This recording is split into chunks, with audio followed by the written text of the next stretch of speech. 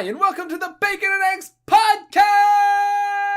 My name is Tyler Carlin. And I'm Ethan Edgehill. Thanks for tuning in to this episode. This is a new podcast we created to be entertainment for your morning commute. We have known each other for a little over 13 years at this point, and in that time, it's been a goal of ours to never stop being creative together. Unfortunately, we went to college. It got a little bit harder for us and moved away. And podcasting seemed like our next logical step to keep in touch and stay in each other's faces. Correct, and we've kicked around ideas on what to do for literal years. And I think we finally settled on sticking to what we're good at, which is other people's work. Since we met, we've been going to movies together, reading the same books, listening to the same music, and having in-depth conversations about all of it. We used to spend hours in the local bookstore behind the movie theater going back and forth over the movies we just watched. Really getting down to the nitty-gritty of the content we take in. So our goal here is to bring that conversation to you listening. So this is going to be a little bit of review, a very little bit of theory, and hot takes, whatever that is. So thanks to everybody for tuning in and listening. We promise this intro is just going to be like a one-timer thing. Can we say that anymore? Yes. Anyway, without further ado, Tyler, what did you think of Game of Thrones this week? It was a good one. Well, Ethan, I won't lie to you. Didn't watch Game of Thrones this week, but I did watch Captain America, the First Avenger. Now, that's the first one, right? Just want to make sure we're on the same page here. The first Captain America? The first one? The very first. The very first Avenger. Okay, perfect. Good. That was going to be really awkward. Ooh. Remember that time I watched the wrong Hulk? This was going to be way worse. Yeah, it was like way worse. So Ethan, before we really get into this movie, I want to talk about some injustice in my country of America. Lord. Here we go. Listen, Ethan, I know last week I was frustrated. I think that was last week, maybe 2 weeks ago now. I don't know. It's been a minute. Worse things have happened in my life, Ethan. Worse than taquitos? Taquitos are wonderful, but worse than that, I because of the nature of what I do during my day-to-day life, I am in and out of a lot of different cars. And as a result... Hold on, are you telling me you steal cars for a living? No, I do not steal cars for a living. I'm just making sure. I don't want to go into podcasting here with a criminal. Grand Theft Auto. No, so I'm in and out of a lot of different cars, and because of that, I have to plug my music into a lot of different cars. And when I do that, I learn that everybody else who gets into cars before me changes the equalizer levels to be all treble and no bass. And listen, that's first thing I do every time I get in somebody else's car. I just turn the treble all the way down as far as possible. Just all the way down. All the way down. So you can just completely nix the treble. Yeah, I'm all about that bass. Well, what I Zing. like. I like on Zing. On a vehicle, I like maybe plus 3 bass, treble where it's supposed to be, mid range where it's supposed to be, speed volume control off because I'm not going that fast. So, quick question here for my own purposes, for my own vehicle. So the treble and bass and mid range in my car all go on a scale of 0 to 10. Okay. There's no like plus and minus. Oh, that's wrong. So where would you suggest I set them? Because when I got the car, they were all set on about 7. So where am I supposed to set them? If they were all set, I would think 5. That would make sense to me, but they were at 7. I would think 5, but personally, I would put bass at 7 and the others at 5. I believe bass is on 9. I think I went up a little bit in bass from where it started. So I'd left everything else where it started and moved bass up too. And I don't want to get a reputation here, okay? I'm not like bumping bass all up in my car like Let's just face it. More bass is more pleasing than more treble. Yes, like and I've addressed the other people driving these cars with this issue. And only one of them has given me anything I can imagine resembles a good answer because he just listens to sports talk radio.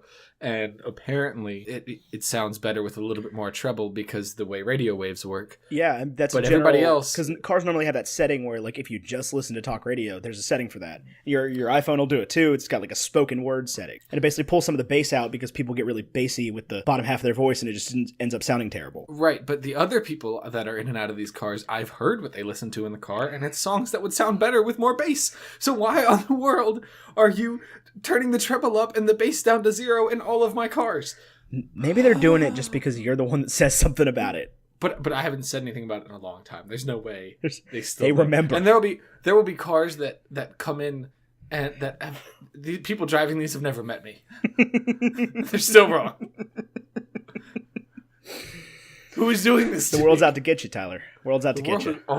They want you to live in a treble-tastic world. They're ruining. Here comes treble. Because golly, it's treble-makers. Are you saying we need a trebellion?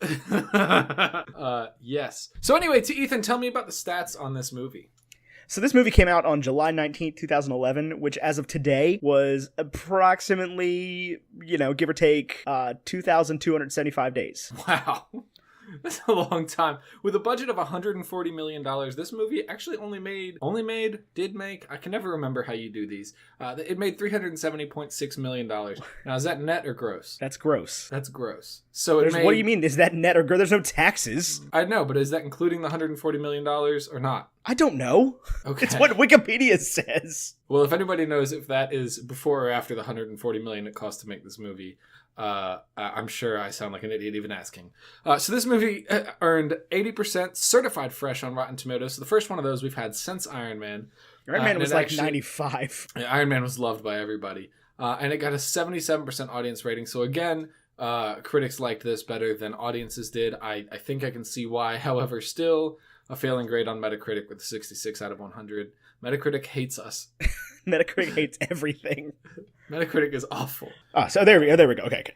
Here we go. 1941's Citizen Kane got a 100. 100 out of 100. No way. 1941's. I feel like we need to review that movie at some point, just as a benchmark. I think it could just be like a 5-minute podcast of like, what do you think of Citizen Kane? Oh yeah, Kane? I mean if we had like an hour and a half long podcast about it, it would be as long as the movie. I'm pretty sure. Right. Just 5-minute podcast. What'd you think? It was amazing. Best movie ever made. Roll credits. Yep. Our podcast. Oh my god, these ads. Anyway.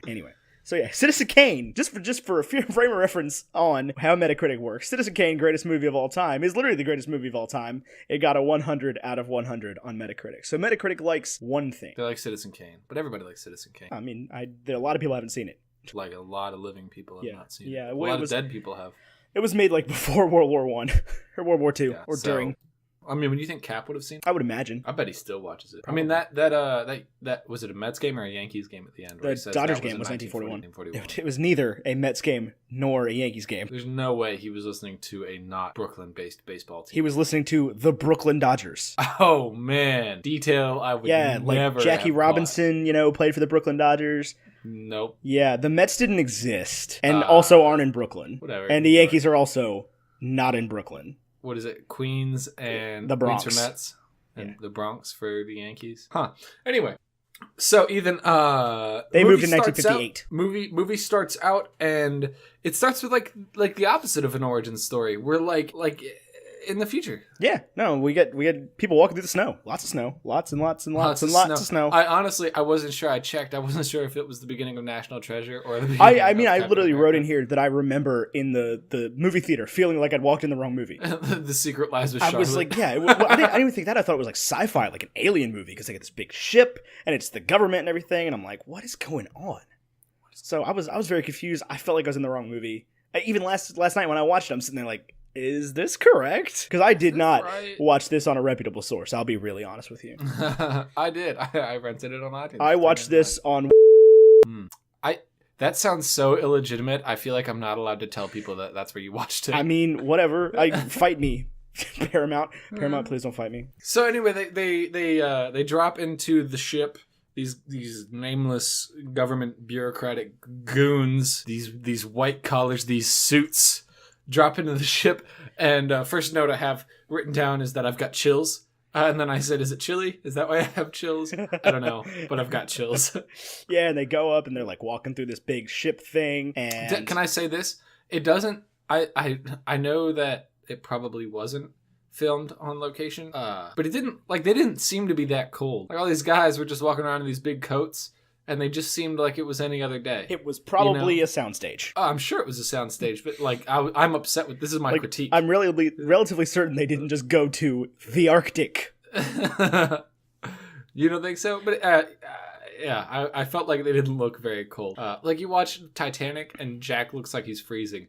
You watch this and I don't feel like when Jack's in the water, that's also a very important scene, and this is not. an important scene. Is the first scene of the First Avenger, but really the third Avenger, but The fifth first movie. chronologically. The fifth movie. Is it the fifth movie? Yeah. The fourth Avenger. No, I forgot it's about. oh yeah, fourth. Yeah, you're right. The fourth. I forgot about the Avenger, Hulk. Really, I forgot about Thor because it's not public yet, as of for this recording. Yeah. So then I really get chills when they're walking through and they've got their lasers and things, and for whatever reason the laser doesn't cut through stuff like immediately, but whatever. And then they wipe the ice, the snow away, and there's The Captain shield. America's shield. Dun dun dun. Right. I got chills. And then we get some great musical score notes, and it's just all this patriotic stuff, and we're back in the Thought it past. sounded good. Yeah, I thought the score was amazing. Yeah, I thought the score was actually really good too. And there was not a single like rock song in the whole movie. There was a couple like show tunes. Yeah. because he was a show Propaganda, tune, great USO, yeah, like gal. Right, showgirl for a little while there. Yeah. So the shield's in the ice, and then we dun dun dun. We go back in time, Norway, 1942. Is that where we are? What's in Norway? What's in the Tesseract is in Norway. Oh, The Tesseract crown is in jewel Norway. of Odin's The treasure crown room. jewel. If you give me 30 seconds, Hugo Weaving's character, who's not named yet, is gonna say that. Yes, he is named. His name's Red Skull. No, but he's not named in the movie yet. They never say Red Skull in the movie. No, they don't. But that's the thing. I also said yet, as he hasn't even been introduced yet. I don't like the set design in this scene, and maybe it's No, it because felt I've cheap never and been, fake. Maybe it's because I've never been to World War II Europe, because that's impossible. But I feel like it looked like Medal of Honor from 2004. Oh yeah, definitely. It felt like a World War II video game. Also, World War II I feel like didn't hit Norway very hard. But the Tesseract was there, and World War II may not have hit Norway very hard, but Hydra apparently did. Yeah, so And, Hydra busts down this giant bulldozer punching thing that busts down the door of the church, and It's like a battering ram. right, and they're talking about this mysterious thing, and they're accosting the church guy and everything, and then we get this great scene of Hugo Weaving standing there, Pulling up. No, he pulls up. yeah, in the He pulls huge up car. the Hydra car. But they're like, And we they're like, have to the find it V20 before he Hydra gets here. car. We have to clean this off before he gets here. And then they all just stop and look over, and he's like standing there, cast into sharp relief. But they had the guys like that was funny. They had the guys trying to push the tomb or whatever, Sarcophagus. the sarcophagi, Just one. the sarcophagus, and they obviously are too weak. But then Red Skull walks in, Hugo Weaving, and he's strong. I'm actually just gonna read my note here that he pushes the thing open, and I wrote, "Oh, they opened the big sarcophagus thing, and we've got a cube. Big surprise. Oh, he breaks the cube. Fake cube. Also big surprise." All that's read very sarcastically. I'm sitting there like, yeah, I could have seen this one coming, guys. Come on now. You think he would just hide it right there? Do better. Yeah, and then he's like... There's not even a lock on that sarcophagus. Right. And he says something... He makes a comment about, like, that I don't remember the exact quote, but that that's where he says, it's the crown jewel of Odin's treasure room. It's you don't bury it. And then he just goes and, like, touches the wall that's got a big symbol of a world tree in it. Yeah, like, it looks like the world... Like, obviously, they immediately give imagery to Thor, which I thought was really cool, because I don't remember that from this movie, because I saw this before I saw Thor. Sorry. Yeah, you probably also didn't... We were, like, a lot younger then. You probably didn't know what a world tree was. Yeah. Probably not super familiar with Norse mythology. I know I wasn't. I wasn't super familiar with Natalie Portman and Chris Hemsworth drawing in notebooks about world trees. Yes, the world tree. Anyway, like, that's the most obvious place for it, and then he just touches the thing that's got the symbol on it, and boop, we get a Tesseract. Boop, boop, boop, boop. Tesseract is here. It's just a big blue light. It's probably a big LED. Big cube. In a box. It's a cube. Cubes are important. The Allspark is a cube. The Tesseract is a cube. The And then he goes, and the Fuhrer digs for trinkets in the desert. And I'm like, I've seen Indiana Jones. Come on now. He's digging for more than just trinkets. He finds the Ark of the Covenant. I've not seen Indiana Jones. Yeah, I know. I was thinking about this when I was watching this scene, and he says the thing about the Fuhrer. I'm like, Ty's not going to understand that because he's never seen Indiana Jones. You know what's funny is this whole movie, while I was watching it, I was like, I know I've told Ethan to watch Wonder Woman many times, but if he's looking for an original movie right after watching Captain America, Wonder Woman is not the answer, because they are the same movie. Like, literally, like, set in, like, what could be, like, starts off in 2016, and then boom, flashback to, instead of World War II, World War One, and then at the end we're back in 2016. I mean, this could have been World War One. It was World War II. I know, but it could have been, like, easily could have been. Wonder Woman does do a big thing with the trench warfare thing, Yeah. and that was not a World War II thing.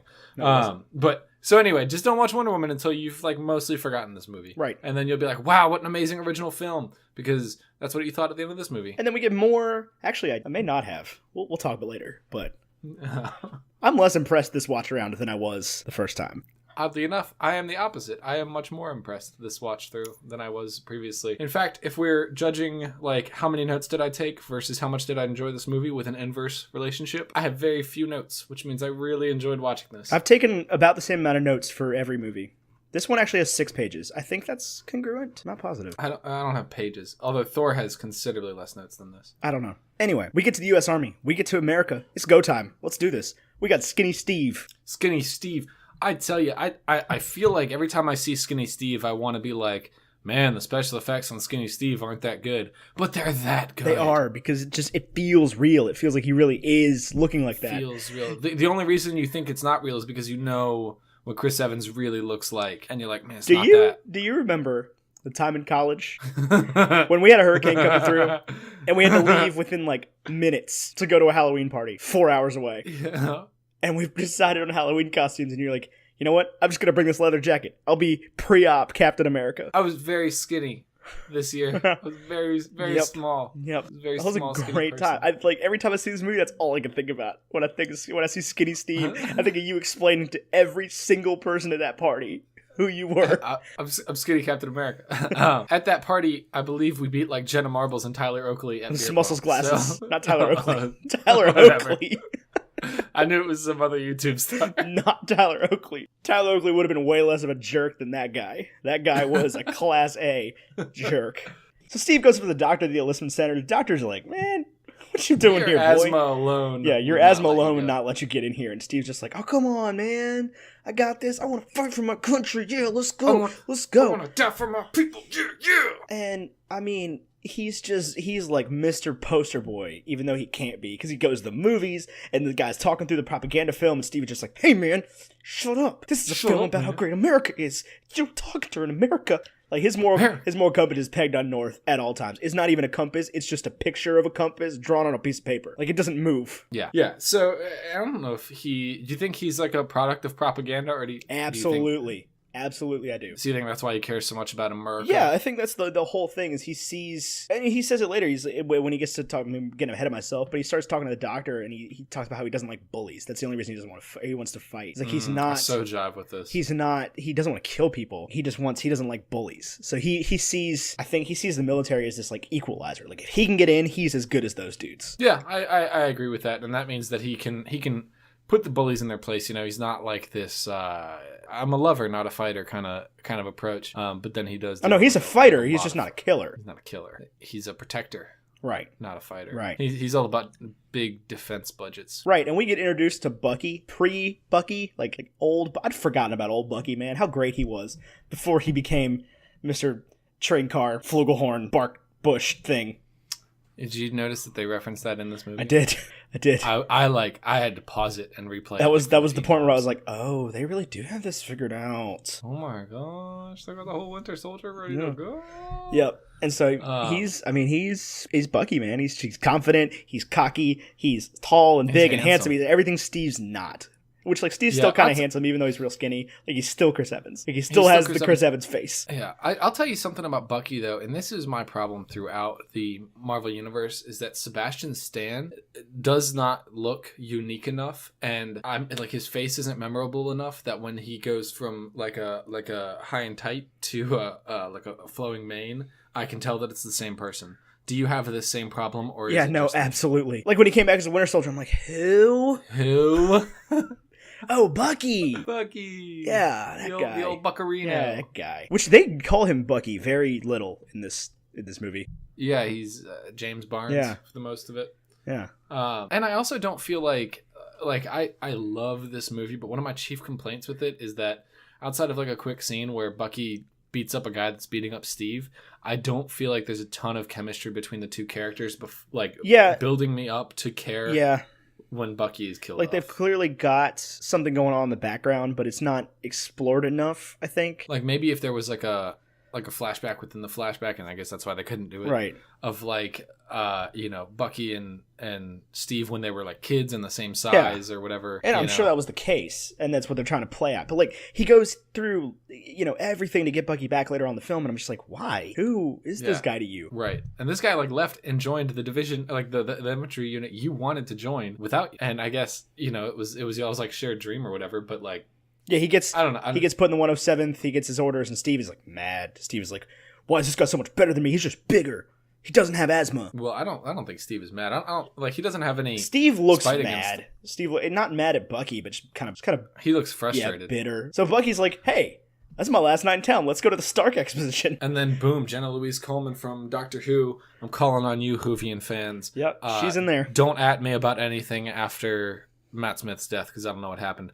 But Jenna Louise Coleman, brief cameo in this movie. Yep. For sure. And he's just not interested in the girls at all. He's like, I'm going to go back to a recruiting station. But first we get introduced to young Howard Stark, who, first of all, looks absolutely nothing like John Slattery. B, doesn't even look American. And C, has an accent. Yeah, I don't know what happened with this because like in Ant-Man, John Slattery plays young Howard Stark. Well, younger Howard Stark. And in Iron Man 2, which we just watched, John Slattery plays young Howard Stark. I'm led to believe that Howard Stark is like 20 in this movie. Oh, he would have been like very in his 20s. But he was already the #1 defense contractor. I guess, after World War I, there wasn't much need for a defense contractor. Boom, there's a huge need for obvious like genius. He's like allowed in the war rooms. Like, who was the great like American inventor of that day and age? Was there one? I don't think there was one. I don't know. I was trying to come up with like a parallel to him, but like Einstein, I guess. Einstein, yeah, that would be. But like not Einstein. In the, like all of his stuff is rooted in science or whatever. He's like the sensationalist, just like. Well, and he can't be Einstein because there is literally a different German scientist who creates a super weapon in this movie. Right. I guess the closest parallel is almost like Walt Disney. Yeah. In that he's trying to Flushing, New York thing. That's where they're in Brooklyn and Flushing, New York at the Stark Expo. Yeah. I guess, is that Brooklyn? Did we decide that's Brooklyn?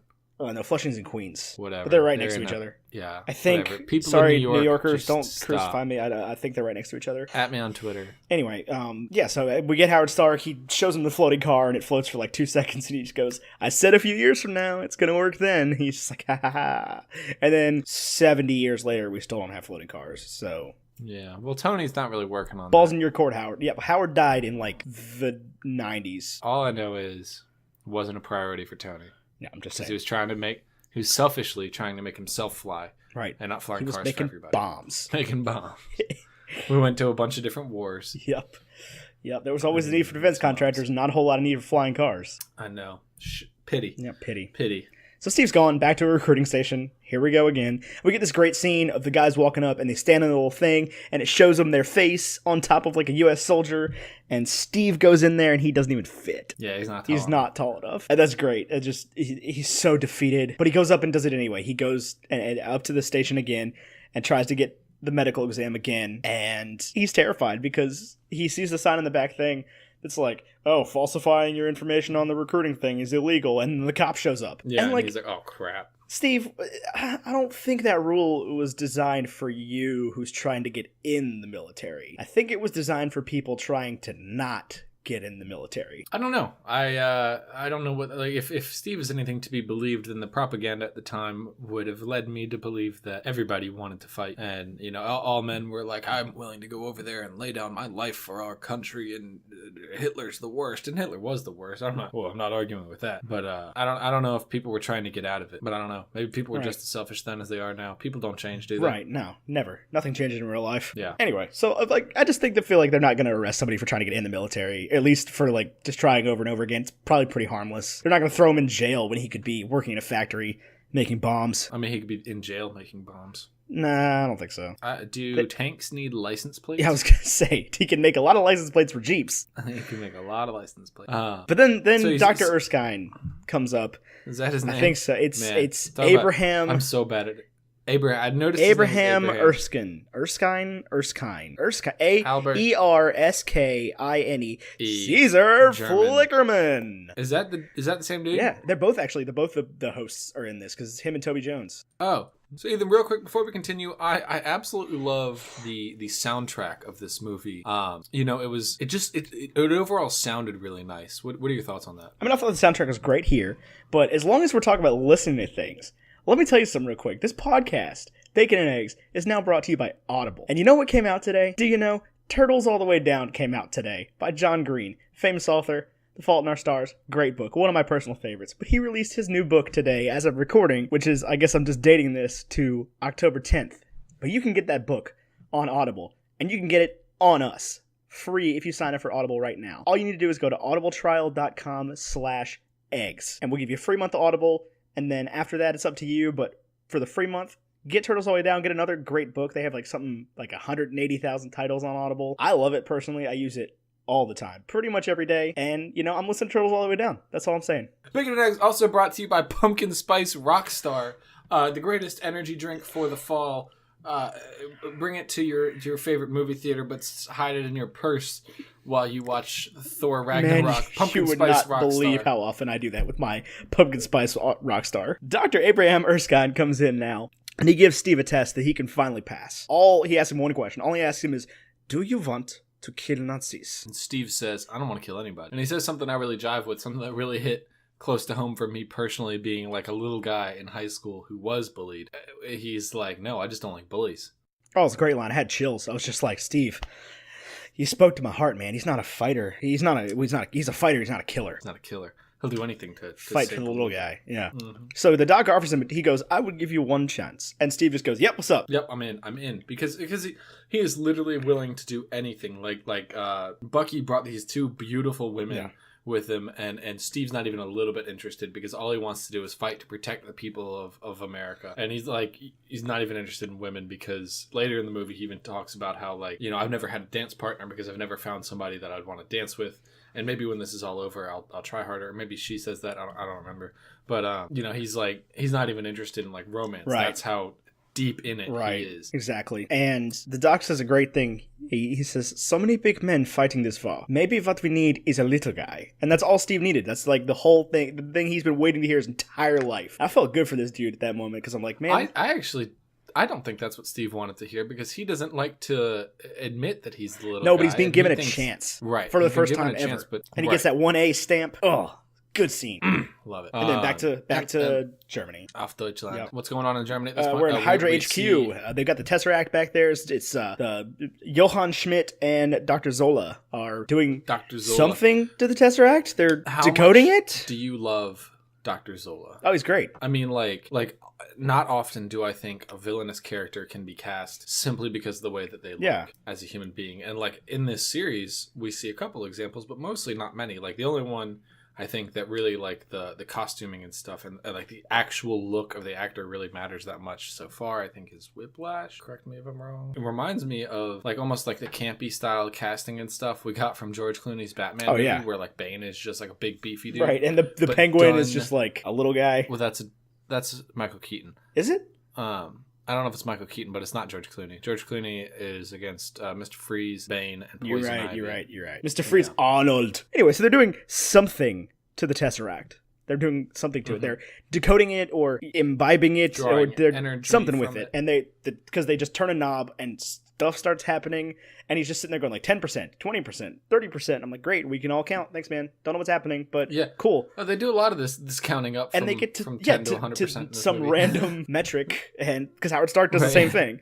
But I don't know what they're doing to it, and he goes, it's stable at 70%, and the Red Skull guy just goes, I didn't come here for safety, doctor. And then he pumps it way up. Famous last words right there. Famous last words. But I mean, Red Skull's strong, so it's whatever. Yeah. So then I wrote, they did something, turned the Tesseract on, made a power source. I really don't know. I don't know what they did there. That whole scene was useless. I mean, it wasn't useless. It lets us know that like blue light can be used to power things. Right, and he goes, it could power all of my experiments by itself. And I'm like, okay, cool. What are we talking here? Like potato batteries or like? Well, I think it's kind of like in Spider-Man 2 with Doc Ock, where he's like, I've harnessed the power of the sun, and then it gives him 8 legs or whatever. Yeah, I had no idea what was going on with all that. It made no sense to me whatsoever. Yeah. So we get the lineup of dudes, and they're all really big dudes, and Steve. And oddly enough, they're like, welcome to the SSR, the Scientific Strategic Reserve. Yeah. And like it's just like 19 meatheads and Steve Rogers, right, who's so, not like, particularly smart. And so we get introduced to Peggy Carter, and she's just a total bad woman. And yeah, I think she punches that dude in the face. She does punch that dude in the face, and she's like, put your right leg forward, and then she injustice in the Marvel universe. I know this is why they gave her the TV show. I want more Peggy Carter. Yeah, she's good. She was good. She's real good. But we get the whole outline of the Super Soldier program, and Colonel Phillips explains how it's going to be, and Steve is just getting his butt kicked in every single challenge. Like, it's that stereotypical scene. Wait a minute. Are we not going to talk about how Tommy Lee Jones is now in this movie? I mean, we can. Tommy Lee Jones is in this movie. One of our least favorite villains. One of our least favorite villains. One of my favorite supporting characters in a Marvel movie. I thought he did an exceptional job in this movie. In fact, I even read one negative review of this film that says the only shining moment in this movie is when Tommy Lee Jones eats steak on screen. What a weird thing to like. That was a good scene, though. You gotta admit. It was. But we have two really great scenes here that are, we always talk about those pivotal scenes that the movie kind of runs off of. And I personally think that we're about to hit that scene because, like, Steve's getting his butt kicked every single one of these challenges. Like, the dudes are kicking the barbed wire down on him. He can't climb up the big rope wall thing. But they get to that part where everybody's trying to climb up the flagpole and they can't get it. And Phillips is like, nobody's gotten that. Or not Phillips, the other guy, the drill sergeant guy. It's like, nobody's gotten that flag in 17 years. 17 years seems like a long time for the Scientific Strategic Reserve, whatever, the SSR, to be doing their thing. Well, I mean, they were just at boot camp, I think, like, basically. No, this is an SSR boot camp. No, it's Camp Lejeune. Lejeune? Yeah, that's like a big military base. Like, big one. If you are allergic to peanuts, are you allergic to Lejeune? No. Or am I thinking of legumes? It's legumes. You're not thinking this is funny. I thought you were going to do your little laughter thing. No, just annoyed that you don't get it, man. It's a big military base. This is something people know. This isn't something... You're from New York. You're from New York. Is it in New York? Yes. I'm not from New York. My parents are from New York. My parents are from Ohio. I live in the moment. It's actually not in New York. It's in North Carolina. That's why I know about it. Okay, see, so even I'm from New York. So how? Can anyway, it's from around here. It's like the big military base. Anyway, so 17 years they've been trying to get this flag from the flagpole, and nobody can do it. All these big meatheads climbing up, and Steve walks over there and just pulls the flagpole down, grabs the flag, and hops in the Jeep. Yeah, I don't know. No, it's clearly, it's pivotal. Yeah, it's pivotal. It's clearly his instinct. It's that he's not just brawny, and he never will be just a big meaty dude. Even when he becomes one, he's still smart. He's not just going to punch his way through his problems. He's smart, and it's not. There's no Liv Tyler to calm him down. Right, and either, we show here that he's smart, and the next scene we get where Tommy Lee Jones is talking to the doctor, and the doctor's vouching for Steve, and Tommy Lee Jones just throws the grenade into the crowd. Everybody runs away except Steve. Do you think that was just a crate full of dummy grenades, or Yes. They just have a whole crate of those? I seriously doubt they have a crate of real grenades just lying around next to the place where they're doing jumping jacks. I don't know. It seems like a weird place to put dummy grenades, if you ask me. I mean, why would the base have real grenades just lying around like that? I guess. But anyway, yeah, he throws the grenade, and not one of those guys does what the military prescribed thing to do is in that situation. But Steve does. And he jumps on the grenade. He passes the test, and Tommy Lee just goes, he's still skinny. He's still skinny. Yeah, and I like that. So after that, we get an actual backstory on the villain for once, which is nice. We get, because Dr. Erskine, after he's been picked, which we never straight up said Steve's been picked. Like, that was just assumed, I guess. But I remember not catching that. I was just like, so is he in or what? Well, he says he's picked. He's like, I've got these schnapps for you, but you can't have them. You have procedure tomorrow. Right. But yeah, he gives the whole background on Johann Schmidt, who is the Red Skull's real name. And actually everybody has names in this movie, which is new. So wait a minute, you think that this is an adequate background for a villain? Yeah. I feel like Johann Schmidt is like the first villain we've seen where I feel like his motivation is not validated. Oh no, not but at all. I think what they his do to motivation's not what they do to get all. around that, what they do to get around that is they say Johann Schmidt is just like the super soldier where all of Steve's positive characteristics are amplified. Johann Schmidt, all of the evil in him is amplified, and that's how they get around. Right. Like, he doesn't really have any motivations to take over the world other than that. Exactly, and that's part of my like final thoughts on this movie. But anyway, this movie, in addition to being a good superhero movie, is also just like a good war movie.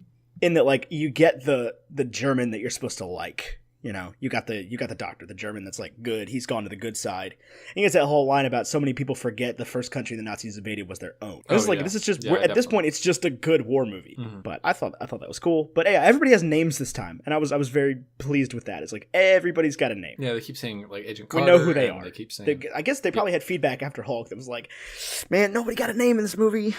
And then we did it again in Thor, where nobody has names. Thor has names. They have Loki and Odin and Allfather and right, but like Thor, but like none of his friends have names. And Ed Selvig and Natalie Portman, Jane Foster, but like it was said very sparingly compared to the other ones. Anyway, everybody's got a lot of names in this movie. I felt like I knew who everybody was for the first time. Like I felt comfortable with all the characters. And maybe I'm saying that I need to be beat over the head to understand the characters, but like. There's been a lot of characters so far in these movies they just haven't explained at all. Yeah, I want to touch briefly on we just talked about how well everybody's named, but on the Albert Einstein, Abraham Erskine.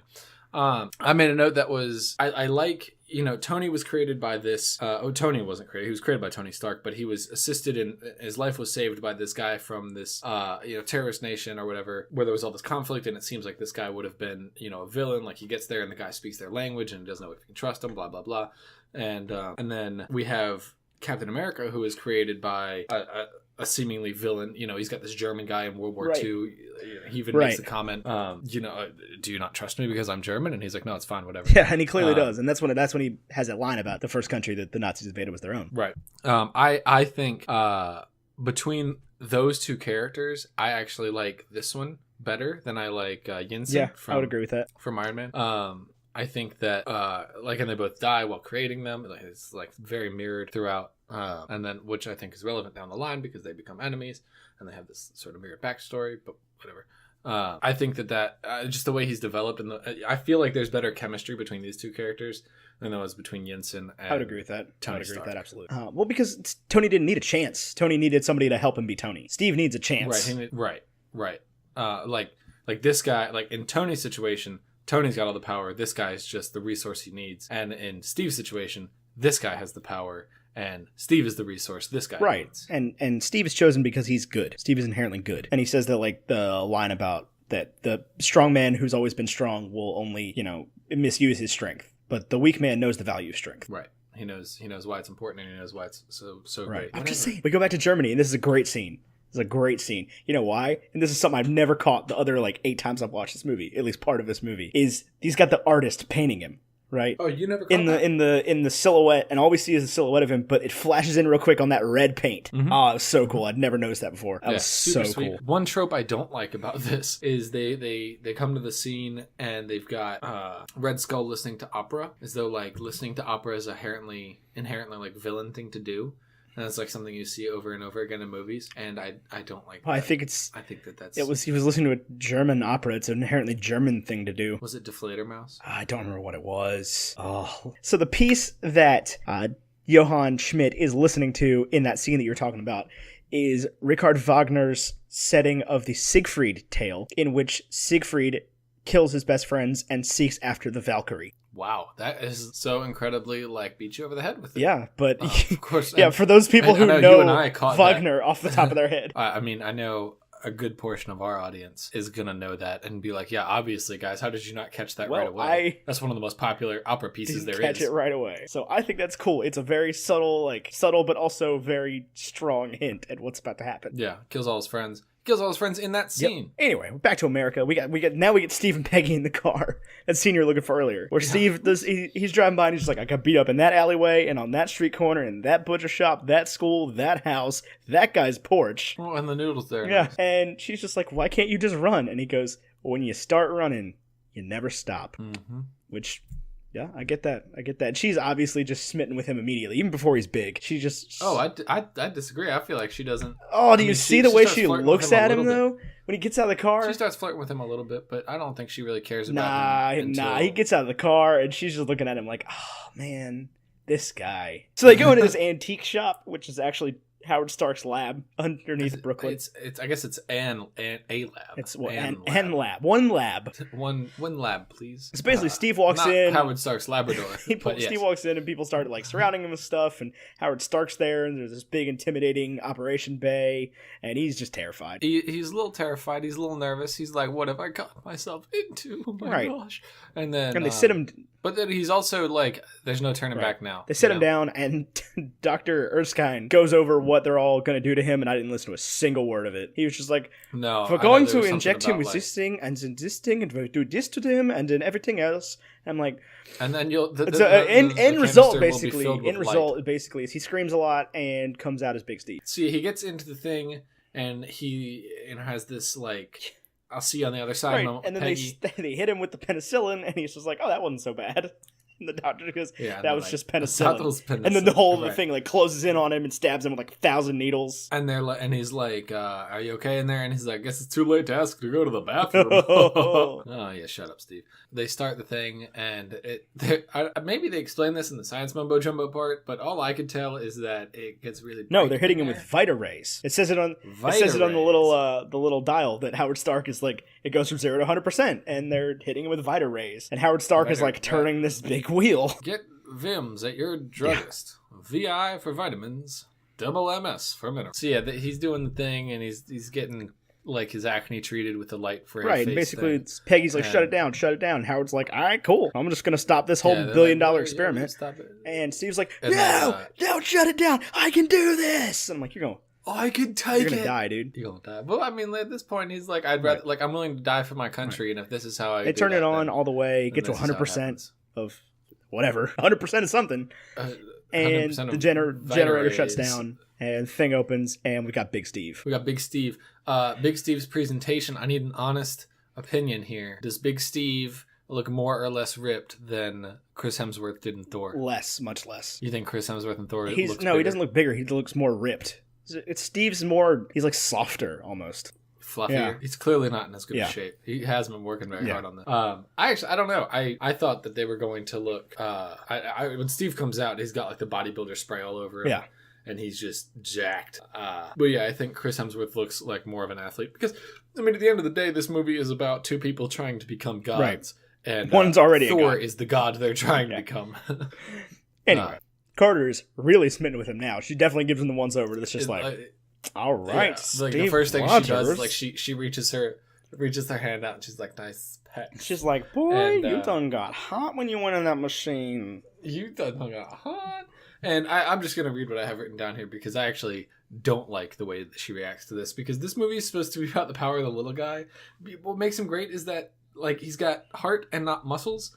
But now he's got heart and muscles. He's Inspector Gadget. Right. Like Inspector Gadget was smart, but now he's got robot arms. Right, but like the pilot of this vessel stays the same, right? But now the vessel is important and not the pilot. No, the pilot is still important. The pilot now has a worthwhile vessel. And then he couldn't talk to girls until he was badass, and now he still can't talk to her. He still can't talk to her. He's a little shy. No, because you get get 10 minutes farther into the movie, and she's just like, "You still don't have a bloody clue about how to talk to women, do you?" Oh yeah, like a second later, he makes out with that girl from Game of Thrones. Yes, that is from Game of Thrones. She is Princess Marjorie Tyrell / Lannister / Tyrell / Baratheon / Lannister / dead. Sorry. This show's full of spoilers. People are just going to have to deal with that. If you haven't seen it at this point, you're not going to watch it anyway, so. I don't know. Anyway. I feel like... No, I get what you're saying. I completely get what you're saying, but I think that was always going to be the case, because, like, they still need to sell Chris Evans... Or not Chris Evans. Still need to sell Chris Evans as a sex symbol. Right. Well, and on the flip side of that, like, Captain America is big and beefy, but if it's supposed to, like, give the little guy hope and, be like, oh, you can fight back bullies... I feel like its answer is the best way to beat bullies is to just become jacked, and I don't like that. Right, but that's the whole thing. Is like he's still Steve. Like he's not Steve, Captain whatever the guy's name. Now he can win those fights with the bullies because he's jacked. Whatever. Back to the plot. We've got a German spy in there. Yeah, blowing stuff up. Kills Dr. Erskine. He uses the Ocean's 13. The house loses Zippo lighter to blow up a room. The whole room with all the experiments blows up, and Erskine dies, and Peggy runs out in the street and is just like dead eyes shooting people in the face. That's why I think we need the car's running her down, and she is trying to shoot the dude. Steve grabs her, and she's just like, "What the heck, dude? I got it." A little bit of theory. I'm gonna drop in Okay. here. Agent Carter is like Hawkeye is a descendant of. Gotta be. I could see that. Gotta be. I could see that. I mean, obviously not because they exist in the same timelines in the same movie, but there's got to be something there. I mean, somebody with more time on their hands, figure that out for me. Figure out how to make this work. But we Because- get this great chase scene. Steve runs down the street, no shoes on, over glass, through buildings, just Incredible Hulking his way to get to this car. Yeah, very cool. Running through the streets. And I love and we that get scene this, where Steve is still classic he's still gangster scene. capable, but he doesn't know his own strength at all. He has no idea how to use the body. He falls into the dress shot. No clue what he's doing, but he knows he can beat this car. Right. He can run down this vehicle and chases down a submarine. Yeah, that was the part where I was like, okay, he's really going pretty fast. Because I don't know how fast cars were in 1941, and I've been to New York in 2014 or 2017 or whatever year it is now, and I know that cars don't move very fast in New York. So I wasn't sure how fast he was going through those So he streets. chases down that submarine, and that's a great scene where the kid's like, "Go after him! I could swim," which is the first time anybody has ever had a child be self-sufficient in a movie ever. So he pulls the Hydra dude out of the submarine. Whoa! There's an Easter egg you're missing. Ma'am? Yeah, he's fighting the Hydra dude. He's running through the streets, and he pulls the door off the cab, and the door on the cab has a star on it, and that's the first we get of Captain America and his shield. We got to get introduced to Hydra first, because Steve knows about Hydra now, because the guy is like, "You cut off one head and two more will come," and then he takes the cyanide pill and just dies. Steve's like, "Well, all right." Here's my thing about the whole thing is Schmidt is obsessed with, I'm guessing, Norse mythology, because he's all about the world tree, and he wants the power of the gods, and we know in this universe that Thor is real and the gods are real and the ice giants actually came, and Hydra is the Hydra is like a Herculean myth. Maybe not that as a recorded history, but he finds it in the tree. Right. In Norway. Right. But Norse nobody believes mythology it. is where he's seeking Nobody it believes down. it by that point. But he does. He's He believes the only it. The one. whole thing is that he believes. But he's the guy, and he is, from what I understand, is the one that pushes this Hydra. You cut off one head, two more come back thing, and that is Herculean mythology, which is Greek and Roman. I mean, I think that's just all the mythologies. The pantheon of gods mythologies are intertwined. Zeus is just Odin. It's the same thing. It is the same thing. Neil Gaiman. I agree with that, but that's what it is. They all have their type of thing. I think that Hydra is because if they were the same thing, then Thor would be Hercules, because son of the Allfather. Yeah, I would agree that Thor is Hercules. He can't be right. Hercules has a sword. Okay, whatever. Anyway, what I'm getting at is I think that Hydra is called Hydra because they need the multiple heads thing. The Hydra can't be beaten. Yeah, my other thing is they say that you cut off one head, two more grow back, and that guy dies. But then two more don't come back. It's not like he dies and then two dudes from off the street are like, oh, it's time to engage my Hydra personality and get into it. They kept talking about you cut off one head, two more come back, and I didn't feel like there was enough people in Hydra for that to be a feasible approach. Well, I don't think that they need to each individually be the head. And are they saying a monarchy becomes an oligarchy? No, is that what they're no, trying not to say? at all. I think they're saying that if you kill one of us, we're going to come back twice as hard. I think it's a warning. It seems like they're just showing their cards. Seems like a bad move. Also, the Hydra is a small freshwater animal that was discovered in 1758. So, yes, it is named the Hydra because of its regenerative ability to grow heads back. That's horrifying. Well, it's just like a tiny. You'll be all right. Anyway, it was discovered in 1758, so that was well before World War II. We're just going to go with that. It was named after the small fish. I don't think that's. It's named after the small fish. Movie, This is canon now. Moving on. This is Bacon and Eggs canon. Bacon and Eggs canon. Hydra is the small fish. Steve knows about Hydra now, and we get the scene where Schmidt thinks that he's better than Hitler, and he kills all the guys. Yeah, and Schmidt's like, I am more evil than Hitler, and I am... Man, you are really not good at German accent. I had a note written here that Schmidt thinks Hydra must be strong. So you included I included the word strong in my notes. I did too. But yeah, he's just destroying the Nazi leaders, basically. Except Hitler. Right. Because, I don't think they cast Hitler. Well, they did cast Hitler, but not the German Hitler. They casted the Marx Brothers Hitler. Right. Yeah, so Schmidt kills the German leaders, and they walk in and they're like, it's been 14 months since you've provided us with any weapons, and it's been, et cetera, et cetera, et cetera. We're going to stop funding for Hydra, which I feel like after he killed his man, they probably would have been like, maybe we should stop funding for Hydra. I don't think Hydra cared anymore.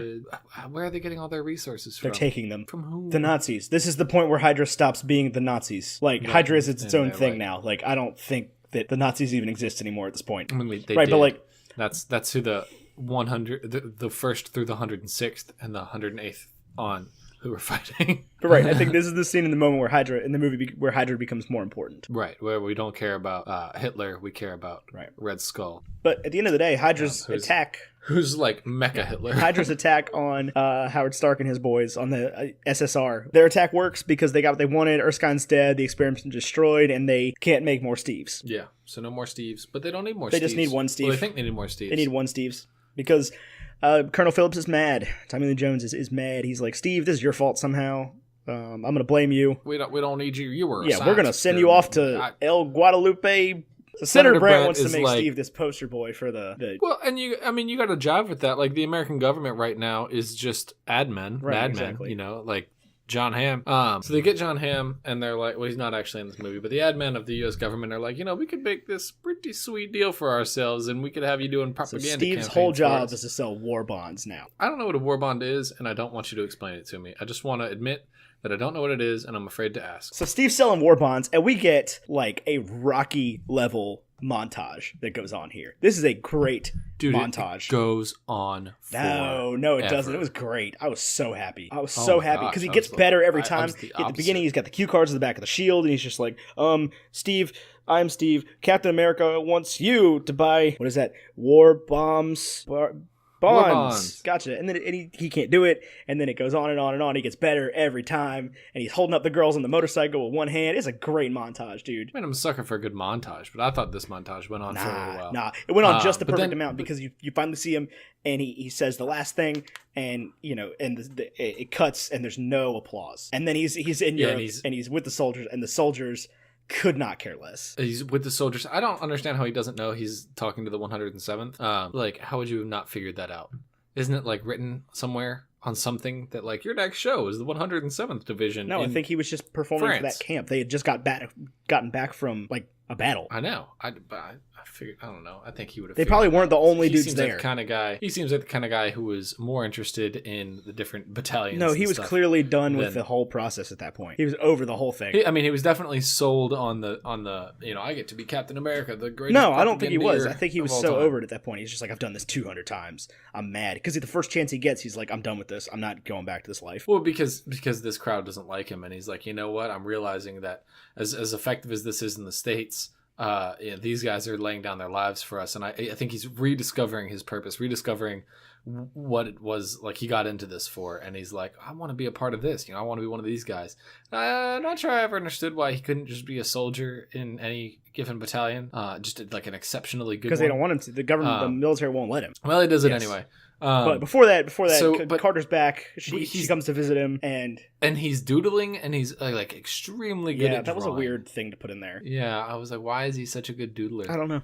So Carter is talking to him, and he's still not happy. He's not thrilled with the fact that he's just a poster boy, everything like that. He complains to her about it, and she's just like, these men out there are in battle. They're the remainder of the 107th. And he's like, who did a what now? The 107th. He's like, that's Bucky's battalion for some reason, because I guess Bucky means the world to him. And yeah, still not totally sold. But it was like, he remembers the 107th because it was Bucky's battalion and it was his father's battalion. Right. Right. So basically, Steve freaks out. He goes and sees Phillips, and Phillips is like, yep, Bucky's dead. Sucks to suck. Bye. Yeah, and they don't seem to care too much, but they're also like, we lose more men. Steve is just like, I'm going after these guys, and Carter's like, all right, cool, I'm about it, and she flies him in Howard Stark's plane. Yeah, I was like, I don't think Agent Carter would be like, let's just fly civilians into airspace. Although this is the first time we see him jump out of a plane without a parachute. How cool is that? He does have a parachute. Yes, he does. He does have a parachute. He 100% has a parachute. You are completely wrong about that. I have a note here saying, I feel like Steve probably doesn't need a parachute. But he has a great line because Howard Stark is just being Howard Stark. Howard Stark doesn't care. He's just like, Carter, so when we're done here, why don't we have a little fondue? We land in Lucerne. You see what I'm talking about? And Steve is just like, and he's like, so do you guys do fondue? Fondue? And I was like, Steve doesn't know what fondue is. Anyway, so he hops out the plane with the parachute, 100% with a parachute, lands in this Hydra base, and he's just like murking people left and right. But yeah, I mean, we get a cut before that, and Hydra's using these guys as a workforce, and we get introduced to what is obviously going to be his version of Thor's friends. These guys stand His out versions- way too much. He's got to stand out way too much, and they're a little one-dimensional. Yeah. But that's okay. There's Dum Dum Dugan, who's the mustache guy. Yes. Who I only know because you used to play Marvel Ultimate Alliance. I never thought how useful this would be to my life, listening to you play Ultimate Alliance and being like, this game is dumb. The game's anyway. awesome. If anybody wants to play Ultimate Alliance with me on Twitch, yeah, let but me know, great and I'll great find a way to inclusion make of that like a happen. minor Marvel character there. But it's like Dum Dum Dugan and then the black dude and the Asian dude and the French dude. I'm just like, you guys are a little bit too... You don't look like anybody else here because everybody else here looks like Bucky. Yeah, and everybody else is in a military uniform, and you guys are all wearing... Like, you all get to just wear whatever you want, and your commanding officer's just cool with that. Right, exactly. But you get to have whatever facial hair you want. They got this whole group of ragtag people, and Steve busts them out, and they're just like, we're taking everybody, and the Asian dude is like, I'm from Illinois or whatever. You know what's crazy is during this scene, I think it's important to note that like earlier in the movie, Tommy Lee Jones was like, Patton says, is it Patton that he quotes? Patton says that this war will be won by the army with the best men, not with the most men or whatever. Yeah. And then, that it becomes immediately apparent because Hydra's soldiers are just like... No, it's the army would be won by the army with the war will be won by the army with the best men, not the best weapons. Maybe because Hydra clearly has the better weapons. They've got the laser rifles, which still don't exist. Yeah. So Steve busts these dudes out, and then they are like, "Well, there's a privacy ward over there," and he goes after Bucky. Like, not one of them dies. They all just they get that tank, and they're all together in the tank. And I'm like, you guys don't even know each other. One of them gets shot. Yeah, they get in the tank. They're having a good time. And he goes and finds Bucky, and we get that great Easter egg where Bucky's already doing the like kangaroo lap dance. Mother Nature. Look, I don't know. Lark. Unique New York. I don't remember no what idea. Says. But Bucky's alive, and he's talking to himself, and Steve rolls up, and he's just like, who are you? And Steve's like, I'm freaking Steve, dude. And he goes, I thought you were dead. And Bucky goes, I thought you were smaller. He picks Bucky up, and he's kind of like half asleep throughout this whole thing. And of course, the one person they pick is Bucky. And I think this is relevant because, as I just said, Bucky would have been a greater choice for the super soldier serum because he's already a big dude, but he would appreciate the increased strength. And I think the Germans were like, this Bucky guy, he might work on our side of the super soldier. Exactly. And then we get this confrontation between Steve and the Red Skull, and Steve knocks the Red Skull's face off just a little bit, and I'm just like, oh, there we go. When I was first watching the movie, I was like, what's wrong with that dude's face? And then like 30 seconds later, he just rips his own face off, and I'm like, ooh, that's what's wrong with his face. And Bucky goes, you don't have one of those, do you? I'm a huge fan of Red Skull's makeup work as opposed to like CGI Red Skull face. Yeah, no, he looks great. Because he looks like, of course, when he's pulling the face off, it's all CGI and it looks like garbage. But then when it's off, it's makeup work. And and Hugo Weaving's already like a weird looking, kind of intimidating looking dude. Yeah, and he's like, Mr. Rogers. Captain Rogers. Surprised to see me? Human beings are a virus, Captain Rogers. So we were back, and we had this scene between Captain America and Red Skull. This is actually when I paused the movie, and I had to take it upstairs. Because my fiance wanted to go to bed, so I went from watching it on my giant television to watching it on a 19-inch screen. So maybe the rest of the movie just wasn't as good, and they had less of a special effects budget, or maybe I was watching it on a much smaller screen. This is where So Red Skull meets Captain America face to face, and he's like, "We are of the same, Captain Rogers." And Steve's like, "No, we're not, bro. No, we're not the same." And he sends Bucky across the jet fuel can't melt steel beams thing, and then it breaks, and I feel like Captain America is strong enough that it wouldn't have been challenging for him to bend this metal. What are your thoughts there? Yeah, he has a lot of trouble bending that thing, and I was surprised by that. But then he takes like 2 steps and jumps. Like there's no run up whatsoever. Well, there was a little bit of run up because you can see it was unconvincing. Further, but they also unconvincing. Well, obviously he has like superhuman jumping abilities, and we saw that in his like chase scene with the car. They were like building up to this moment where we saw him do like an impressive It just looked jump. Incongruous. It looks incongruous. Yeah, it did not look like even with the strength, it did not look like he had enough of like a run up, that he wasn't like moving fast enough. Like it was that hard for you to move that bar and you can jump that far? Yeah. Okay, buddy. But then they don't want us to know that Steve is alive necessarily, because they just cut to him cut after he's halfway there. Yeah, but he does make it. And so, Colonel Phillips is like, Steve is dead. Because we looked for 45 minutes and Steve is dead as So, they're like, R.I.P. Captain Rogers, he's no longer with us, and you can see him drafting. He strolls back into camp with the whole platoon, the whole division, with all the weapons and all the tanks. And even Colonel Phillips is just sitting there like, all right, fine. Right. Oh, and prior to all of this, there's a part where he tells Agent Carter, Agent Carter's like, you can't respond like that to me? And he's like, the hell I can't. I'm a captain. Like, I mean, kind of. Well, I mean, I think he is a captain. I think they promoted him. No, this is when he's on the plane with Howard Stark. Right. And he hasn't been promoted yet because they're not letting him go on this mission. I think he's not telling anybody. I think he's Captain America though. Like I think he is a captain. I don't know. I think his title is Captain America, not Captain Rogers. Could be wrong. I mean, but it seems like. I think it was funny. I think it was a little tongue in cheek. Yeah. I think it was a little like, oh, he's a captain. Let's make a joke out of the fact that he's a captain. And I thought it was funny, and I laughed. I did laugh. Okay, fair enough. I admit it. Fair enough. I laughed. And actually, they do call him Captain Rogers. Yeah, Steve doesn't even show up to he gets the Medal of Valor, doesn't even show up to the ceremony. He's like, in a bar with Bucky. Yeah, doesn't even show up to the ceremony. Because he's not a hero. He refuses to be a hero. Yeah, he doesn't want to be a hero. Himself as a hero. He's just like... He doesn't even act particularly heroic. Like, he has a motive for everything he does. Like, a pretty selfish one. He wants Bucky back. Right. And he doesn't feel like he's a hero. He wasn't even following orders. He was just doing what he felt like he had to do to get his friend back. But he wasn't acting particularly heroic. He was just trying to save Bucky. Right. And then Peggy makes she repeats his line to him about looking for the right partner in the bar. Yeah. Because she shows up and the whole bar is just like, whoa. I don't know if you guys are paying attention or not, but there's a girl in here. That doesn't happen. There's no women in this town. It's literally just soldiers. Captain America comes back, and then he draws the map with all the Hydra locations because he saw it for like a brief moment. And I think that's something they wanted us to pay a lot more attention to, and I think it comes out a lot more in future movies, is that he is very smart and very strategic. Like he looked up and he knew that he was supposed to notice that. Right, and he knew he was supposed to memorize it. And he comes back and he draws the map where all of them are, and then Captain Phillips is like, "You do a much better Captain Phillips than I." But he's like, "You drew a map where Hydra was. You think you can wipe him off of it?" Yeah, and he's like, "Yeah, for sure." So we get this scene where he is like going through, and he's like, "I'm here to see Captain Phillips or whoever he's there to see about like his new gear and weapons." Or he's here to see Stark. And he runs into the girl from that show on HBO that you never watch. Every week I ask you to watch it, and you just refuse. Keep making me talk about Marvel movies. I'm just trying to do my Game of Thrones review podcast here. So he runs into the girl from Game of Thrones, and she's like, "The women of America owe their lives to you." Oddly enough, there's only 2 women in this entire county, and they're both beautiful.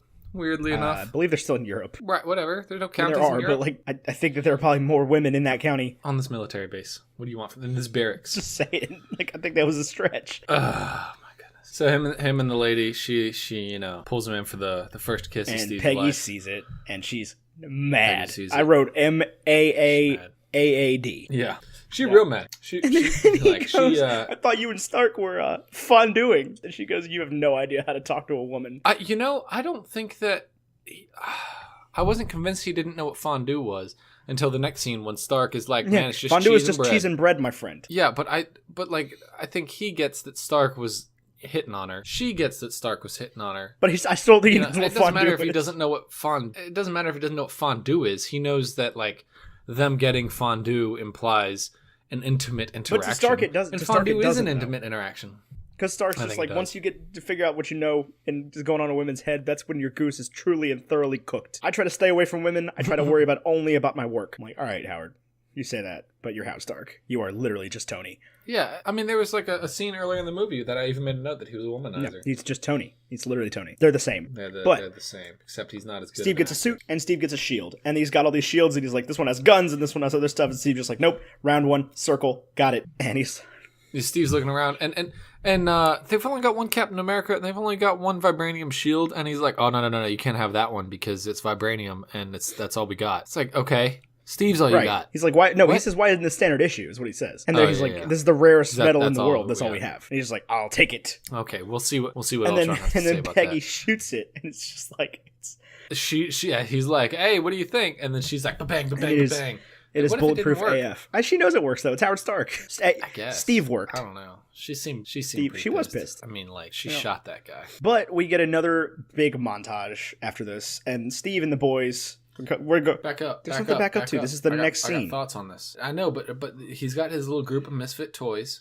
Get it? Because he's the little guy, so he picks all these guys that are like quote unquote minorities plus Bucky Barnes. And then there's a brief moment where we see somebody playing the piano, and I'm like 45% sure that it's the kid that plays Dudley from Harry Potter. Did you? I did not. I didn't catch that at all. Also, it's a couple scenes ago. Whatever. So we get another montage. Yeah, we do. And this one's not as good, but it's still good. But Steve and the boys are kicking some butt. And in the montage, you want me to go continuity? In the montage, Steve is carrying a gun. I don't think this is the only time we see Steve carrying a gun. But what are your thoughts on Marvel choosing to represent Steve with a gun? He's a soldier at this point. Like, I get that he's a soldier, but he's a soldier that carries a shield. Yeah, but like, I don't think he's figured out the shield yet. I think he has. He's holding the shield in one hand and the gun in the other hand. And he even says early in the movie, "I don't want to kill people." And then he's like, "What is he firing? Tranq bullets?" No, I don't like Steve with a gun. I would agree with that. I think that's probably not great. But we also see Steve with a picture of Peggy in a compass. I know. That was cute. That was cute. Where'd he get that picture? I don't know. That's kind of weird though. And then we get a shot of Sebastian Stan. Like everybody's got their little thing, right? Like Dum Dum Dugan's like got his little shotgun thing. Sebastian Stan gets to be a sniper. Yeah, I think so. Yeah. I mean, he does. He like, there's a scene where he like snipes somebody from. I didn't really catch that. Captain America. I didn't really catch that at all. Yeah, I mean, they're liberating all these Hydra bases one by one, just knocking them over. Yeah, I mean, like really no trouble at all getting through these. Red Squirrel is really just kind of like, but whatever. They want to go after Zola. They need Zola. So Zola is on this train, and we get a train. So they think, or so they know he is. They heard it over the radio. Gotcha. So they found they had the train thing.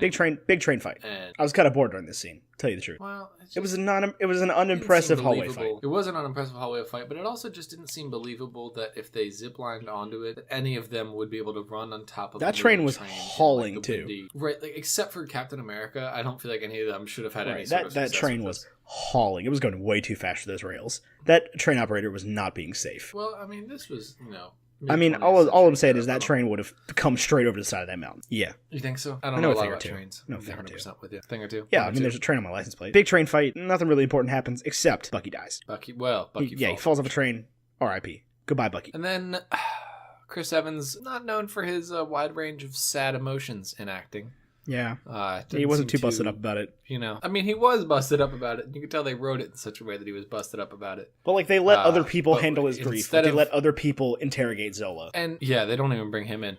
And then when they have the scene where he's, like, mourning him or whatever, instead of having him, talk about Bucky was this great guy and yada, yada, yada, they make him, like, make a joke about how he can't get drunk, which was funny. I did laugh. I thought it was. I mean, like, in the moment, I was like, ha, ha, ha. But now in retrospect, I'm kind of like, we could have had a more powerful scene here, especially if, the rest of the MCU is going to be built on their relationship and Winter Soldier as a villain or hero or, right. You know what I'm saying? Like, if it's going to be that important in movies to come. Exactly. I agree with you. But in between this, we get a quick little overview of Hydra's plan to take over the world and how they're going to bomb every major city, I guess. They don't even want to take over the world. They want to just kill everybody. I mean, that'll make them masters of the world. That will make them masters of the world, but then they have to, I guess they're going to start anew in the Hydra world. The greatest Phoenix metaphor of all. But we get a bunch of dudes just doing the Hydra salute, and the Hydra salute is the dumbest thing I've ever seen in my life. I'm sorry. Yeah, it's a real I don't like it.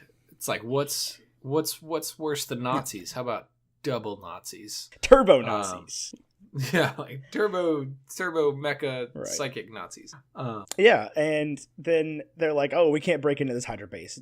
And Steve's like, "We're gonna knock on the front door." Steve's like, "I am going to get captured on purpose." I mean, that's cool and all, and did him get captured on purpose thing, but, like, it's not like this plan hasn't worked for literally every other Hydra base. No, I mean... Like, why was it so much like, oh, we can't just knock on the front door? It's like, what? Because it's 500 feet... Literally all 500 the other feet under the ground in the Swiss Alps. So? The others appear to just be, like, in the middle of, like, the woods. Yeah. The forest. Anyway, so Steve gets taken prisoner, and we get another hallway fight scene. Love the hallway fight scene. This one reminds me of our high school, which was shaped like an this one was octagon. good. Where like people are coming around corners and it's like a big circle. and Tommy Lee Jones has a great line in this one where he the Hydra guy he shoots the Hydra guy's sitting there going, he says the thing about you cut off one head and two more shell, and Tommy Lee Jones shoots him and goes, "Let's go find two more." Oh, it was great. Good. I do like that. Great. So there's a scene where Red Skull is talking to Captain America right here, where I feel like he's telling Captain America, like, you're arrogant, you all these things. And I think he either misses the point of Captain America or like he doesn't quite understand it. But what it seems like is instead of talking to Cap, he's actually talking to like he thinks Cap's the same as him, and it's just not true. Right. Well, I don't even know that he thinks Cap's the same as him, or if he just thinks that, like... The only way this person could be like, this powerful the ideals is to have the same ideals that he has. He has no ability to see anything other than himself. And he's got this fatal flaw where if somebody thinks the way he does, that person would go out of their way to destroy them. It's almost like a Sith thing, you know, where like two people can't possibly hold the ideals of the Sith because like the ideals include there being only one person that holds these ideals, you know? I thought that was interesting. I would agree with that. That's all. I thought Red Skull's dialogue was very well written, and he says the thing about you possess the power of the gods, but you fight a battle of nations. And I was like, that's powerful, saying like Steve's not living up to his full potential by fighting for someone else. Wow. Yeah, I didn't think about it. Yeah, like he's fighting for the U.S. government. He's fighting for the country instead of like himself, instead of trying to be, because to Steve that's the ultimate goal, is to just like achieve world peace and fit in, whereas the Red Skull wants to rule everything. Steve doesn't want to rule anything. Right. Steve just wants to make sure that there's less bullies in the world. And this guy's the ultimate bully, and that's the ultimate bully mentality, is to think that like everybody needs to be like me, everybody needs to have power. Like Steve doesn't want to have power. Steve has nothing. He wants nothing to do with power. So they're doing this fight, and then they've got this little confrontation. Steve's guys come in through the window, and then we get to the Tommy Lee Jones thing we were just talking about. But Steve guys come through the window, and I noticed this. They've taken over like every Hydra base except for this one, and they could be using Hydra weapons, but they're like not. They've taken tanks, they've taken guns. I noticed that as well previously, and they're not. I noticed that as well. I think that was intentional. Yeah, I think that's the same thing they were talking about. Is not who has the bigger weapon; it's who has the best men. Right, and at the end of the day, like a gun will still do what a gun needs to do.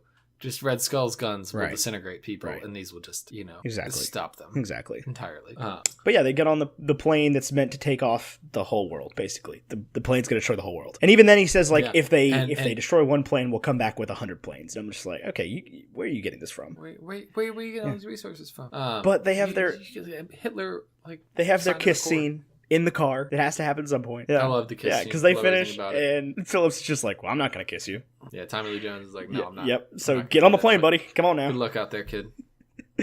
And again, so he jumps on the plane. I've always thought this. I've seen a lot of movies where this happens, where you can just get to the rest of the plane from the spot where the wheels roll up or and he straight up like Woody that thing and hopped on there. Yeah, I don't know that that's how that works, but. This is also the 40s, so things are probably more open and less would squeeze you to death. I don't know. It worked. It got him on there. We had to get that scene where that dude got shredded by the propeller. Yo, there was like a lot of blood in that scene. What were your thoughts on that? Out of the normal for this movie. Yeah, it was like super gory. All of a sudden, they're on that plane, they're like hopping out, and he throws the dude through the propeller. I'm like, oh. And you can even see he's kind of just like, oh God. Whoa. Oh, and all the bombs have the name of the cities on them. I'm like, that's so super villain. Yeah, you just wouldn't do that. You wouldn't waste time on that. Right. Like, you wouldn't hire a graphic designer to get that graphic for you. You just... That's all you would do. So you have your assignment. Pick a plane. Right. They'll actually fly themselves. Yeah. We have autopilot. In fact, I don't even know why we're putting people in these things. Right, but we get one last fight scene. So the plane's flying itself, and they're having this fight. Oh, I love they go into zero gravity. I think that was a really cool, like these two characters are idealists, and that's what makes them who they are. And in zero gravity, their muscles they're still beaten by gravity. And Red Skull's motive seems a little far-fetched, but he's supposed to be like super mecha Hitler, and Hitler's motive seemed fetched, far-fetched, just in general. So I think I'll accept the crappy motive. And then we get and just like his crappy motive, we get a crappy ending to a villain. He was just like consumed by the Allspark. The Tesseract. He's consumed by the Tesseract. I keep saying Allspark. Well, a little bit of theory here. I don't know that he is consumed by it because it shoots like everybody else that's been killed by these like disintegrate power weapons. They just disintegrate into thin air, and in this one it like shoots into the sky. So I think that there's a chance that, and it's very unlikely, and I don't think that it's going to happen because I think for the most part this movie is forgotten by current movie watchers. Then it would be like they set him up to come back. Stretch. But I think that there's a chance, that he's like part of the Jatari or whatever. Jatari. Or that he's up there with maybe he makes like an appearance with Guardians 3. Anyway, the Tesseract falls through the plane into the freaking Arctic Ocean. They're like not over the Arctic. They're like over like... It's still pretty cold up there, wherever they are. No, because the plane crashes very shortly after that. They show maps of where he is. The plane is set to bomb New York, and there's nothing he can do about it, and so he finally becomes the hero. Right. It's all about him. He gets to make this self-sacrifice, he's sort of... finally heroic. Sacrifice himself for the sins of America, and I actually like this scene because we don't see the plane crash because we hear the radio static while he's going down, and he's talking to Peggy on the thing, and God, this scene makes me tear up a little bit. I thought that they had excellent chemistry on screen. Definitely not like Robert Downey Jr. and Gwyneth Paltrow, but very, very good chemistry. And the plane's going down, and like what can you do but kind of be tearing up here? And so we get some scenes of the end aftermath of the war, and the boys are drinking to him, minus Bucky, obviously, because Bucky's dead. The next movie is called The next movie is called The Avengers. The next they made it very clear the next movie is called The Avengers. We'll get to that in a minute. I'm not thrilled about that. We'll get to that in a minute. Basically they're sad. Peggy's sad. Similar scene to like Jane with Thor when she's just like, oh man, he's still out there. I know it. Like she knows it in her heart, I think. I think she does. The Jane and Thor thing though, like Thor comes back within months. Or maybe a couple of years. But it's the same kind of thing as like Steve comes back in 70 years thing where they're like kind of looking off in the distance, all sad about their guy. Anyway, we get to the future. Steve's awake. It's old looking room, Dodgers game, plain old baseball game. He immediately knows what's up. Knows something's up. He's like, this is weird. The girl comes in. He's just like, whoa, who are you? Why are you here? And you can even tell they kind of did some costuming with her, where like the actual people from the 40s had like her costume in that scene looked like retro chic, where their costumes throughout the rest of the movie was just retro. Right, exactly. You know what I'm saying? And I don't think it was supposed to be super, super convincing. I think it was supposed to be gentle. Right. But he knows what's up. He's like, I've heard this game before. I was there. Ebbets Field, 1941. I'm like, that was a really good memory, buddy, that you could tell this just from the score. He also, just from that one run. But he also that goes back to he's Captain America, and they build on his exceptional mind, and everything about him is amplified. Because he's not just big and dumb; he's big and smart. But so he busts out of the room into the hallway and into the city streets, and Nick Fury's just like, "At ease, soldier." And there's a bunch of Acuras everywhere. And he's all like, "What am I doing here?" And they're like, "Steve, you've been asleep for like 70 years." And he goes, "I'm late for a date." Oh yeah, get me tearing up, man. I'll tell you what, I was for sure. That was a great ending. And then roll credits. And at the end, it's just like, Captain America will return in the Avengers. And then we get the worst post-credit scene. The worst. Where it's like, Steve's punched the bag. And he's like, bam, bam, bam, bam, bam, bam, wappity, wappity, wappity, bam. And the bag falls off the wall and everything. Well, no, hold on. I love this post-credit scene where it's talking about his PTSD. And, he can't cope with the fact that he's living in a new place. And he's just punching these bags off the walls. And this comes back in the Avengers, I'm pretty sure. What I hated was the promo for the Avengers that came on after. That's what I'm saying. Yeah, I was getting there. Yeah, and then because you said it was a bad post credit. It's the same scene. It's part of the same thing. Because Nick Fury is like, "Oh, you think you're the only superhero?" And then bam, freaking trailer for the Avengers. Oh my god, the trailer was so bad. It was all over the place. It looked like it was for like a mid '90s movie, like not another teen '90s movie. It was so bad. Much. I can't even dissect. I'm annoyed. I don't even want to talk about it. I got a little bit of theory here before we get into what we liked and what we didn't like. Okay, so hit me with it. I think Tony knew where Steve was the whole time. They could have found Steve way before they found Steve. Howard Stark recovers the Tesseract and then goes, just go on one more quadrant. Howard Stark's not going to give up on that. He's going to go one more after that. He knows where Steve is. I guess he knows Steve is. No, I don't think he knows where Steve is. I think he knows where Steve is. I do. I think he knows where Steve is because Tony has that line in The Incredible Hulk where he goes, "The super soldier program was put on ice for a reason." I think So Tony knew. I think Howard passed it down to Tony, and Tony, I guess when they brought him in with S.H.I.E.L.D. or whatever, they decided, because clearly he was working with S.H.I.E.L.D. with that scene with Thunderbolt. I think that they decided at that moment when they were going to bring back Steve. I think Tony has known about it. So you think they don't resurrect him until they need to? Which I can, and that could definitely play into your weapon. Tony Stark as a villain thing. Keep it in your back pocket here. I think that Tony knew more about what was going on than he let on. I think that there's that super soldier program put on ice was not a coincidence. I think that Howard Stark finding the Tesseract that way and then continuing to go on was not a coincidence. Right. Right, and he finds the Tesseract, and like, I think it's important that we know that he found it. Right, well, I mean, obviously we have to know that he found it for the previous movie and the next movie. Well, the previous movie in Thor, there's only like a brief moment with the Tesseract, and it could have been found but they have it. Fury, they have it. A week earlier. Obviously, we know they have it. Right. S.H.I.E.L.D. has had the Tesseract since the 40s. Right. S.H.I.E.L.D. been doing their thing. But they haven't really been studying it. What did you like or dislike about this movie? I liked a lot about it. I actually, I think, we'll get to sort of our ratings later on. I think that critically it matches up with what critics think. It's good. It's not the best, but I think my personal audience score puts this at the top of the MCU. I have the most fun watching this.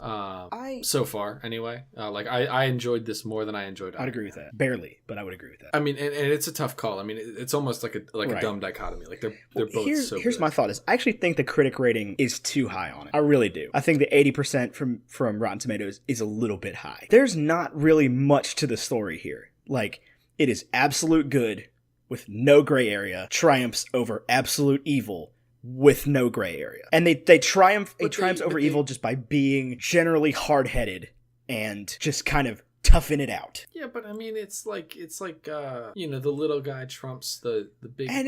And I get that, but it's just Hitler. To me, it's just super basic. But that's what you can do with what we're doing with propaganda, and like the whole thing about Captain America is that he's propaganda. So this is building. Yeah, and I mean when you look at it like that, but I'm just talking in terms of outside of the MCU, just like as a movie, just this story. If you put it into any other context, it's gonna flop. I don't think in any way it would have flopped because a lot of people leading into this movie didn't know. No, that's what I'm saying. If you just made it just a basic movie, like outside of this movie largely I think was successful because of Iron Man. I'm surprised the critics rated it as highly as they did, with it being just, like I said, just a kind of story about two people who don't really change. One's all the way to the left, one's all the way to the right. That's all I'm saying.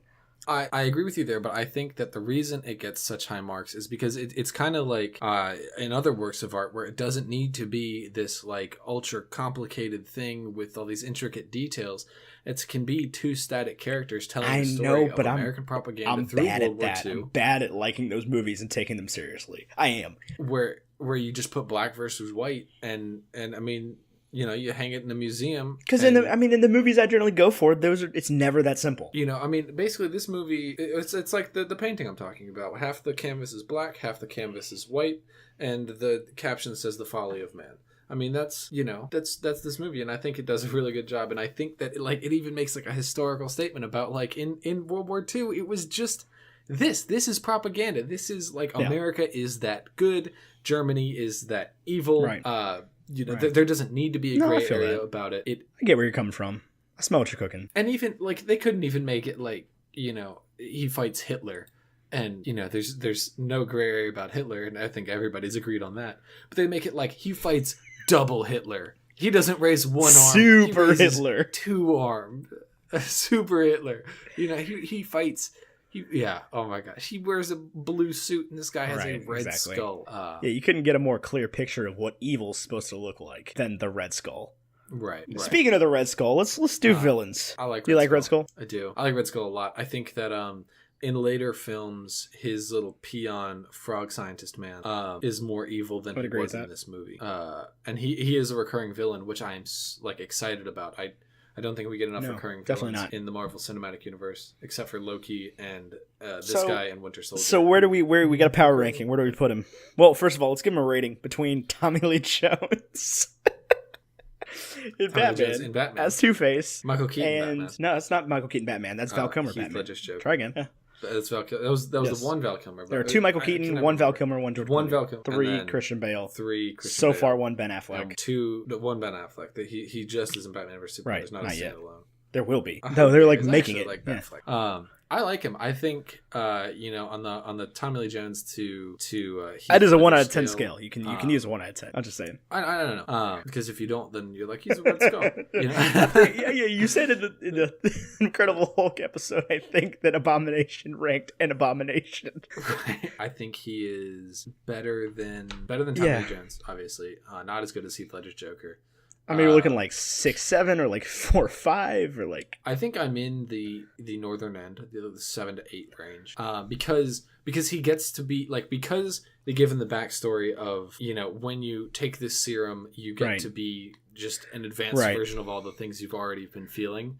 Because of that, and they give him that static backstory.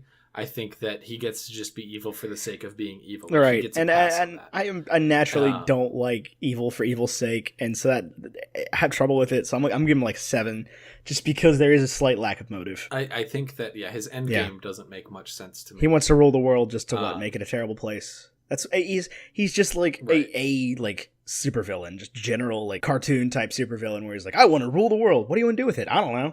But I think like a like 7.6. Okay, 7.6. Yeah, I like front number in my mind was actually an 8.2, but to go over an 8, I think You got to be strong to get over an 8. Is generous. So give me power ranking. Last week we said what was Loki was number 1, I believe, and then Whiplash, and then I want to say Obadiah Stane. Whatever it is, this guy comes after. Abomination, I think, was the bottom, just because of the movie. So I would say, I would put him right after Loki. Put him a solid number 2. Yeah. I mean that goes without saying. Mean he's just exactly. better. And like Whiplash is only number 2 right now. Well, Whiplash is no longer number 2. I would say. Right. He only gets to be. He's going to be replaced. Yeah. Because there's not many to choose from. Breakfast food ranking. This is like an all-star breakfast. I was going to say the Waffle House one. The like Great American Breakfast or whatever it is. It's got like the tomatoes on the side. You know what I'm talking about? The thing on Waffle House that comes with like everything Waffle House offers. That one. It's a Denny's Grand Slam. I'm going to go with the Denny's Grand Slam. Just because I don't even know what's in a Denny's Grand Slam, but it feels like Captain America. I mean, the way I see it is, Grand Slam baseball term. Captain America, America's pastime. It's easy to watch. It's enjoyable.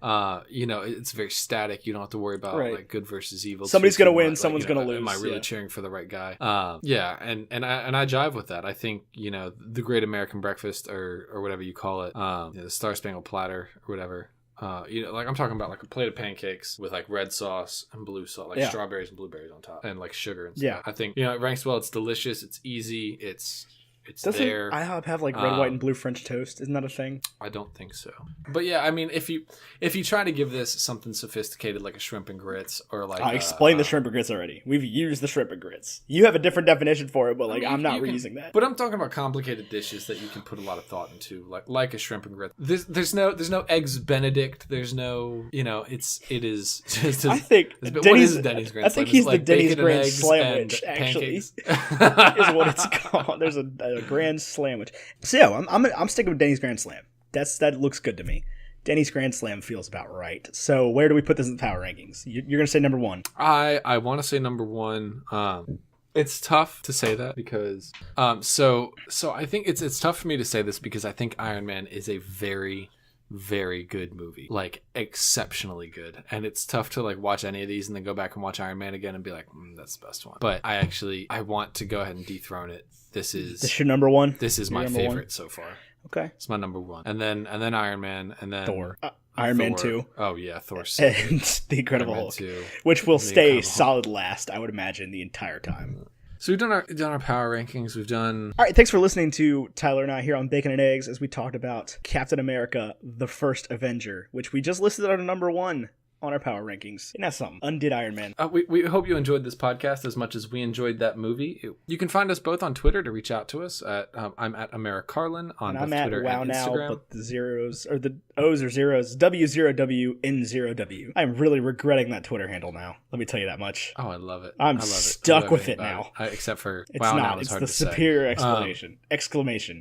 It's the superior exclamation. Anyway, that's my like Instagram and my Twitter, so you can hit me at that. You can also tweet us directly at Baconandeggs23. We don't have an Instagram yet. We will. No, we might. So this is our first. Thinking about it. This is our first episode we've recorded since release, and let me tell you, it's been amazing. This is already the amount of people that have reached out to us and hit us up and been like, "Hey, we love what you're doing. You should review my favorite movie." Is great. It's just incredible to the point where I can't even keep track of them because a lot of people hit me up in real life and said this.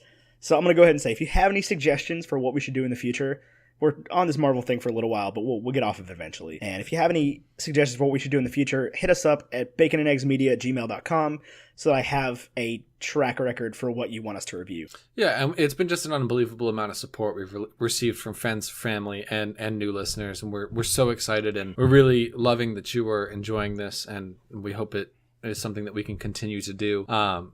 So whatever you're listening on, whether it's iTunes or Google Play or Stitcher or Downcast or Overcast, or we're on a bunch of different directories and I cannot keep up with them all. But anyway, if you're listening on all those, just throw us a review, throw us a rating. It really means a lot to us, and make sure to download it. Also, a huge thanks. Our logo is designed by Vaishon Brandon. If you need his information and would like to inquire for his services, just shoot us an email. We'll be happy to get that for you. And as you guys heard earlier in this podcast, this episode of Bacon and Eggs has been brought to you by Audible, courtesy of audibletrial.com/eggs. You can go there and get a free month of Audible. That's audibletrial.com/eggs, EGGS, like the breakfast food.